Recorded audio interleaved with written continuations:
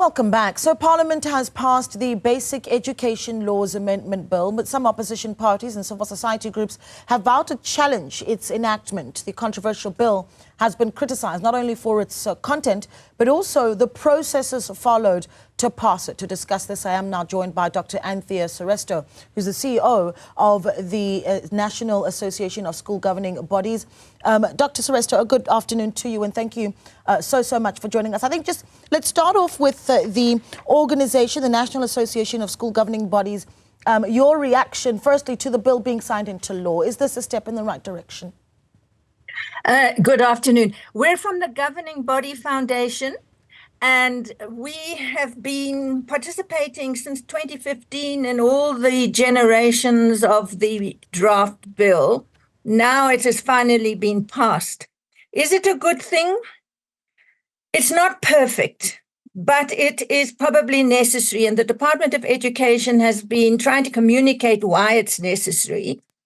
It gives effect to constitutional court judgments that are already in existence for 10 years. And what the court said at the highest level has now just been put into the Act very specifically, so that schools must draw up their policies in terms of those criteria and then obviously apply them. It's not popular because it's deemed to be curtailing powers of governing bodies. But in fact, if governing bodies didn't apply the constitutional court principles, they would still be wrong in terms of their admission or their language policies. So it's not perfect, but it doesn't say many of the things that people are frightened about. There've been fear-mongering about certain matters which are not in the bill. The bill is not particularly shocking.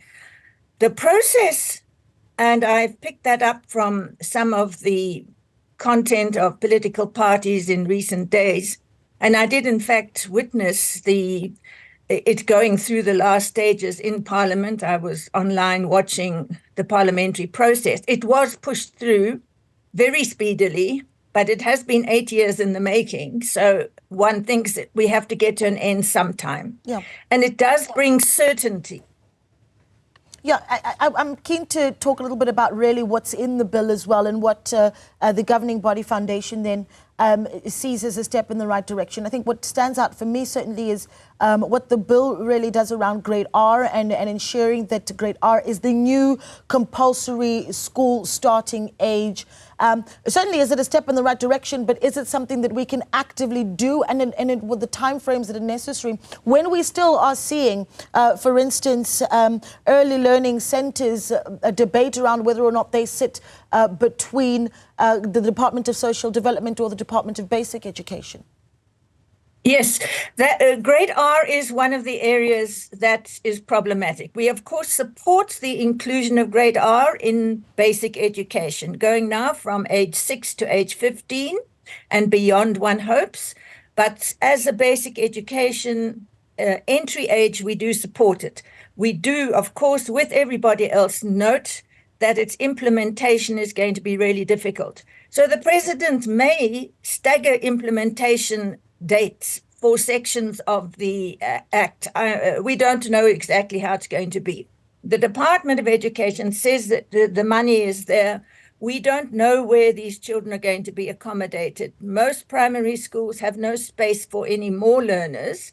So fitting grade R into the traditional primary school is going to be a challenge in many places.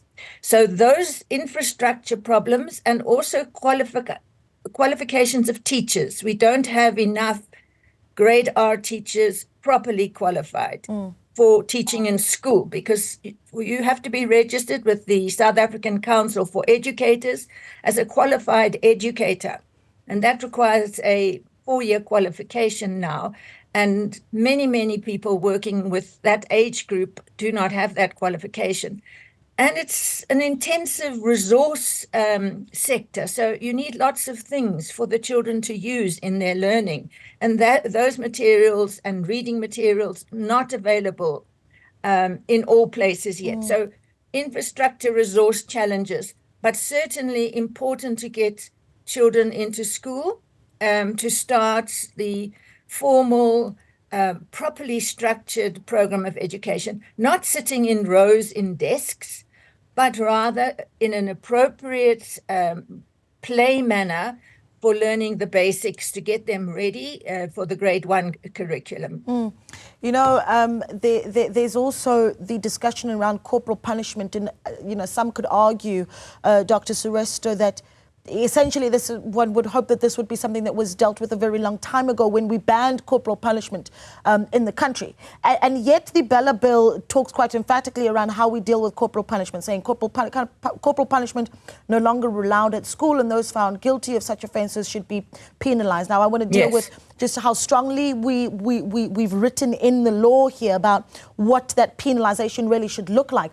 And then another part of it, it says, it states how other non-physical forms of punishment could belittle a learner, right? And I think that is particularly, have we skilled and given schools the resources then to deal with ill discipline? I think of the school like Glen Vista, for instance, where we saw massive issues around discipline there. How do we resource schools then to deal with that? This is a really important topic, and I've done personal research on discipline. I think we've got discipline all wrong in our country. We don't want corporal punishment. It doesn't work. It's created generations of violent people who think they can solve every problem and every dislike in a violent way, either in words or in physical actions. So the strict ban and the extension of the definition to include even this verbal aspect, humiliation, etc., is important. The definition does say a deliberate act, and that's really important because I've discovered in our work that most teachers are very afraid of disciplining children now because they're scared of the various laws we have in the country. We have now this law, and we have had in Gauteng even a circular where, you can't raise your voice either. That's regarded as threatening. You can't approach a child. In other words, you can't get into their physical space. Teachers are too scared to do anything, and so have failed to do something. And we need a different approach. In our organization, I did 4 workshops on the topic to try and change the approach to discipline, because I do think we have to work with it differently. And then we have to get parents involved again. Who are the parents or carers of those children who were causing chaos in that school? We need to talk, and this is the restorative justice approach to discipline. We need to talk and find out what has made this angry group of learners. What did the teacher do that perhaps provoked these children? I don't know. I make absolutely no judgment about anybody involved in that. But we do need to do things differently when it comes to discipline. I think it does depend a lot on respect coming from the family towards teachers, towards education.